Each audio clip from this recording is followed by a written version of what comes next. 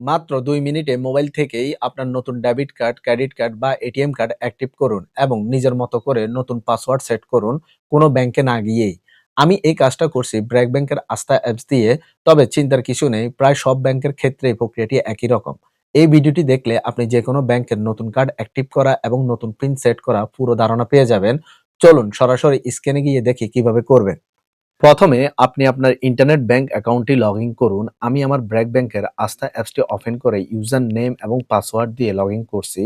আপনি যদি ব্র্যাক ব্যাংকের অনলাইন ব্যাংকিং ইউজার হয়ে থাকেন তাহলে কাজটি আপনার জন্য আরো সহজ হবে। তো অ্যাকাউন্টটি লগইন করার পর দেখুন হাতের বাম পাশে ঠিক উপরে এই অপশনটিতে ক্লিক করুন। এরপর নিচে সার্ভিস অপশনটি সিলেক্ট করুন।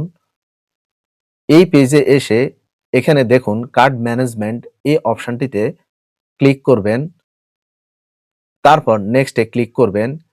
এরপর দেখুন জেনারেট নিউ পিন বা অ্যাক্টিভেট নিউ কার্ড এই অপশনটি সিলেক্ট করে নিচে কার্ডের ধরন সিলেক্ট করবেন, ডেবিট কার্ড নাই ক্রেডিট কার্ড। যেহেতু আমার ডেবিট কার্ড তাই আমি ডেবিট কার্ড সিলেক্ট করলাম। দেখুন এখানে সিলেক্ট কার্ড এই অপশনে আপনার হাতের যে নিউ কার্ডটি রয়েছে সেটি এখানে শো করতেছে। আবার নিচে দেখুন নিউ ইনঅ্যাক্টিভ মানে কার্ডটি এখনো অ্যাক্টিভ করা হয়নি।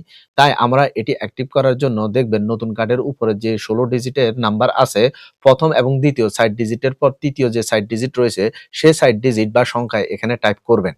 এরপর কার্ডের যে এক্সপায়ার ডেট আছে বা মেয়াদ উত্তীর্ণ তারিখটা এখানে দিয়ে দিবেন, মাস এবং বছর। এরপর সিভিভি এই অপশনে এসে আপনি কার্ডের পিছনে যে ৩ টি নাম্বার রয়েছে ওই ৩ টি নাম্বার এখানে টাইপ করবেন। এরপর আপনি পিন সেট আপ করবেন। আপনি আপনার মতন করে সুন্দরভাবে একটি পিন দিয়ে দিবেন। সবকিছু ঠিক থাকলে নেক্সট এ ক্লিক করে কনফার্ম এ ক্লিক করবেন। তারপর ওটিপি দিয়ে দিবেন। কাজটি হয়ে গেছে। ভিডিওটি কেমন লাগছে অবশ্যই কমেন্টে জানাবেন। ধন্যবাদ সবাইকে।